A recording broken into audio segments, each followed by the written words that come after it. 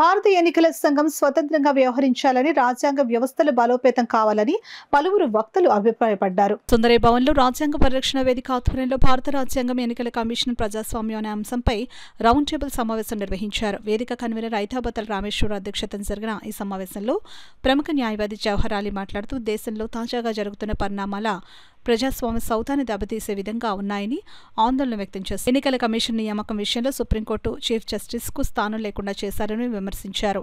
UTF పూర్వ రాష్ట్ర కార్యదర్శి G Prabhakar Varma, freelance journalist Malasani Srinivas, CITU జిల్లా అధ్యక్షులు దువా శేషబాబుజీ, ప్రముఖ వైద్యురాలు డాక్టర్ ప్రభావతి, పెన్షనర్ల సంఘం రాష్ట్ర ప్రధాన కార్యదర్శి కె సత్యరాజు, జన విజ్ఞాన వేదిక జిల్లా ప్రధాన కార్యదర్శి GS Varma, retired MPDO Raghava, ఐత్వా నగర కార్యదర్శి కె నాగజ్యోతి, ఆఫ్ నేత కృష్ణమోహన్, అడ్వకేట్ రఘు తదితరులు మాట్లాడుతూ, ఎన్నికల సంఘం 18 ఏళ్లు నిండిన ప్రతి పౌరుడికి ఓటు హక్కు కల్పించడమే కాకుండా ప్రతి ఒక్కరూ ఓటు హక్కు వినియోగించుకోవాలని పెద్ద ఎత్తున ప్రచారం చేస్తుందని అన్నారు.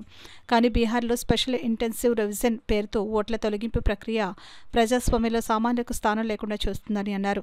అంతిమంగా ఇది భారత రాజ్యాంగ హక్కులను కాలరాస్తుందని అన్నారు. సెప్టెంబర్ 15వ తేదీ అంతర్జాతీయ ప్రజాస్వామ్య దినం సందర్భంగా బాబాసాహెబ్ అంబేద్కర్ విగ్రహం వద్ద ధర్నా చేపట్టాలని రౌండ్ టేబుల్ సమావేశం తీర్మానించింది.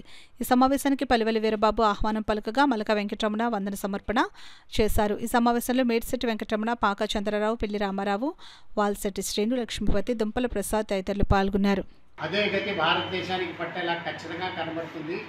ఏదైతే ఎంతో కష్టపడి మనం తెచ్చుకున్నటువంటి భారత రాజ్యాంగాన్ని తుంగలో తొక్కి ఖచ్చితంగా నియంత్రణ పాలన చేయడానికి మొత్తం అన్ని సంస్థల్ని, అన్ని రాజ్యాంగ సంస్థల్ని, అన్ని స్వతంత్ర సంస్థల్ని అన్నింటిలో గుప్పెట్లో పెట్టుకుని పూర్తి ఎన్నికల ప్రక్రియని కాజేసే ప్రయత్నం జరుగుతుంది.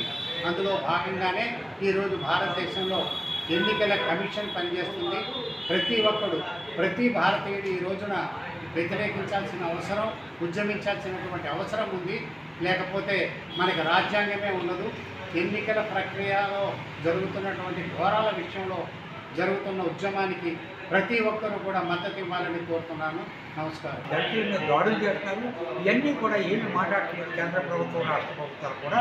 ఏం చెప్పారంటే రాష్ట్ర ప్రభుత్వం కానీ అలాగే మన ప్రతిపక్ష నాయకుడు అయినటువంటి జగన్ కూడా ఆ విషయంలో వ్యతిరేకించట్లేదు. అంచేత వాళ్ళు కూడా మోడీకి మద్దతు పలుకుతున్నారు. ఈ రకమైనటువంటి మద్దతు పలకడం దౌర్భాగ్యం. ఎంచేతంటే నేను మారాను మనిషి, నేను ఇదివరకు చంద్రబాబు నాయుడు కాదు, ఇప్పుడు నా పరిస్థితి వేరని కూడా చెప్పడం జరిగింది. ఏమీ మారలేదు.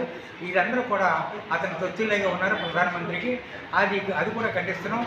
మేమందరం కూడా ఒకటి కావాలని నిరంతర కృషి చేయాలని ఒక నిర్ణయం కూడా తీసుకున్నాం. జై హింద్. నా పేరు రామేశ్వరరావు.